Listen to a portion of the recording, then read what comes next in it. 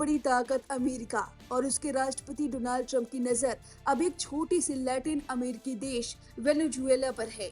Trump के तेवर ऐसे हैं कि मानो उस देश की संप्रभुता को तोड़कर ही दम लेंगे। लेकिन इस देश के राष्ट्रपति निकोलस मादुरो ने ट्रंप को खुली चेतावनी और चुनौती दी है, जिससे डोनाल्ड ट्रंप की नींद उड़ गई है। आखिर उन्होंने ऐसा क्या किया वो बताएं, उससे पहले उन्हें ऐसा करना क्यों पड़ा वो जान लीजिए। दरअसल अमेरिका ने पहले ही 2 और 16 सितंबर को वेनेजुएला की नावों पर हमला कर दिया और अब एक बार फिर अमेरिका के राष्ट्रपति डोनाल्ड ट्रंप ने एक वीडियो जारी कर ड्रग तस्करी में शामिल तीसरी जहाज को उड़ाने की पुष्टि की। उन्होंने कहा कि उनकी मंजूरी के बाद अमेरिकी युद्ध मंत्री ने घातक हमला कराया। यह जहाज एक आतंकवादी संगठन से जुड़ा हुआ था और अमेरिकी क्षेत्र में खतरनाक ड्रग्स की तस्करी कर रहा था। इस हमले में 3 तस्करों की मौत हुई और अमेरिकी सैनिक पूरी तरह सुरक्षित रहे। इतना ही नहीं, ट्रंप ने आगे चेतावनी भी दी। ट्रंप ने कहा, अमेरिका में फेंटेनाइल, नारकोटिक्स और अवैध ड्रग्स बेचना बंद करो। अमेरिकी नागरिकों के खिलाफ हिंसा और आतंकवाद बंद करो, अब बख्शा नहीं जाएगा। तो सुना आपने, ट्रंप ने इस हमले को काइनेटिक स्ट्राइक का नाम दिया है। ट्रंप ने दावा किया है कि वेनेजुएला की सरकार ड्रग्स की तस्करी कर अमेरिका में नशा भेजती है, लेकिन ये तो डोनाल्ड ट्रंप कह रहे हैं, असली खेल कुछ और है। दरअसल जियोपॉलिटिकल एक्सपर्ट्स की माने तो ड्रग तस्करी को रोकना एक महज बहाना है। असली मकसद है वेनेजुएला की संप्रभुता को चोट पहुंचाना। लेकिन अमेरिका ने जैसे ही कैरेबियन सागर में अपने रणनीतिक युद्धपोत पनडुब्बियां और F-35 स्टील्थ फाइटर्स तैनात किए तो वेनेजुएला के राष्ट्रपति ने भी ट्रंप को सीधी चुनौती दे डाली। राष्ट्रपति निकोलस मादुरो ने आदेश दिया और मैदान में उतार दिए गए वेनेजुएला के सबसे खतरनाक हथियार, रूसी मूल के Su-30 Mk2 फाइटर जेट्स, जो कि लैश है KH-31 सुपरसोनिक एंटीशिप मिसाइलों से। ये मिसाइलें 3,300 से 4,300 किलोमीटर प्रति घंटे की रफ्तार से उड़ती हैं और 110 से 250 किलोमीटर की दूरी से ही दुश्मन के जहाज को समुद्र में डुबो सकती हैं। KH-31 का A वेरिएंट दुश्मन के युद्धपोतों को तबाह करता है, जबकि PT वेरिएंट रडार और एयर डिफेंस सिस्टम को ही खत्म कर देता है।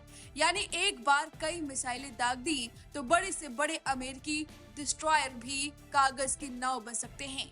वेनेजुएला के पास करीब 21 Su-30 Mk2 जेट्स हैं, जिसमें से कुछ तकनीकी दिक्कतों की वजह से स्टोरेज में हैं, लेकिन जितने ऑपरेशनल हैं वो अमेरिका के लिए किसी चेतावनी से कम नहीं। यही नहीं, इस सैन्य अभ्यास में 22 विमान, 12 युद्धपोत और 20 नौकाएं हिस्सा ले रही हैं। अब जरा सोचिए, छोटा सा देश और सामने दुनिया की सबसे बड़ी ताकत, लेकिन मादुरो का हौसला कमाल का है। वो साफ संदेश दे रहे हैं कि संप्रभुता पर हमला किसी भी कीमत पर बर्दाश्त नहीं होगा।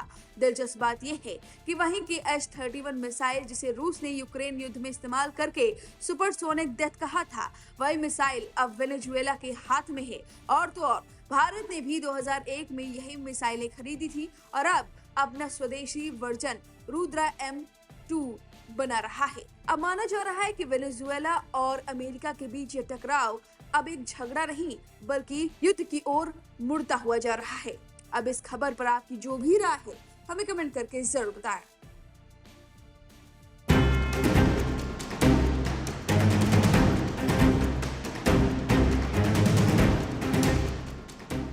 यमन के हूती संगठन के प्रमुख अब्दुल मलिक अल हूती ने एक बार फिर अरब देशों और अमेरिकी नीतियों पर जोरदार हमला बोला है। उन्होंने कहा कि फिलिस्तीन पर जुल्म के इस दौर में अरब हुकूमतों का रुख बेहद कमजोर है और उन्होंने कभी भी उतनी हिम्मत नहीं दिखाई जितनी वेनेजुएला जैसे छोटे मुल्क ने दिखाई है। हूती चीफ ने अपने भाषण में साफ कहा कि अरब नेता फिलिस्तीनी आवाम की पीड़ा और उनके संघर्ष को उस स्तर तक नहीं पहुंचा पाए जिसकी उम्मीद की जाती रही। उनके मुताबिक कुछ अरब हुकूमतें स्पेन और यहां तक कि वेनेजुएला जैसे देशों के रुख जितनी भी हिम्मत नहीं दिखा पाई। आपको बता दें कि हूती लगातार इस्राएल पर फिलिस्तीनियों के लिए लड़ाई लड़ते हुए हमले पर हमले किए जा रहे हैं।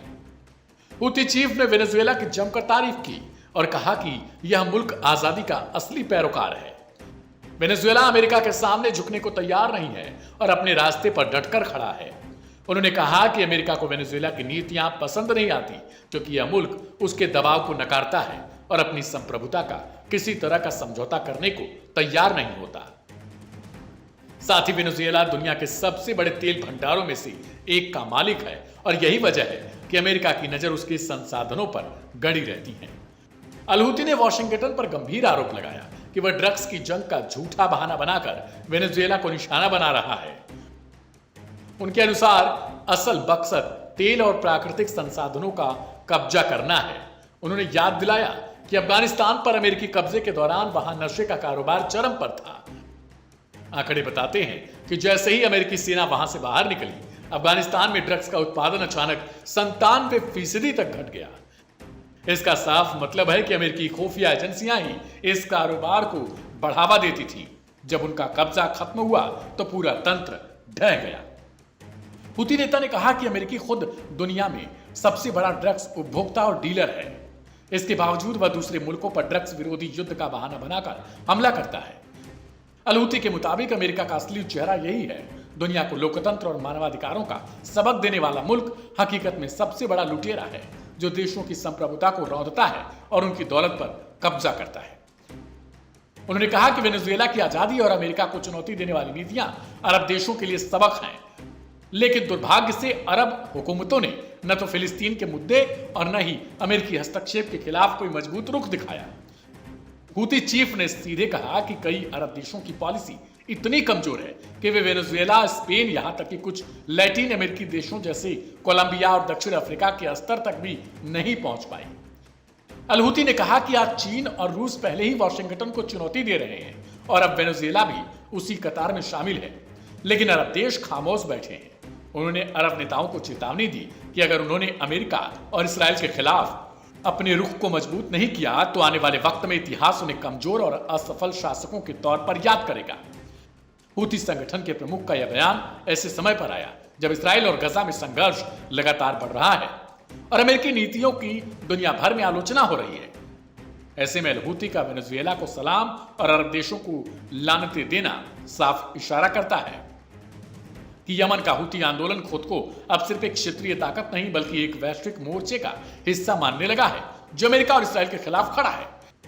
इस बयान से साफ है कि हूती चीफ ने अरब हुकूमतों पर भरोसा छोड़कर अब चीन, रूस और वेनेजुएला जैसे देशों के साथ खड़े होने का फैसला कर लिया। उनका कहना है कि अमेरिका और उसके सहयोगियों के खिलाफ असली लड़ाई तभी जीती जा सकती है जब मुस्लिम मुल्क भी उसी साहस और स्वतंत्र नीति का परिचय दे जैसा वेनेजुएला ने दिखाया है।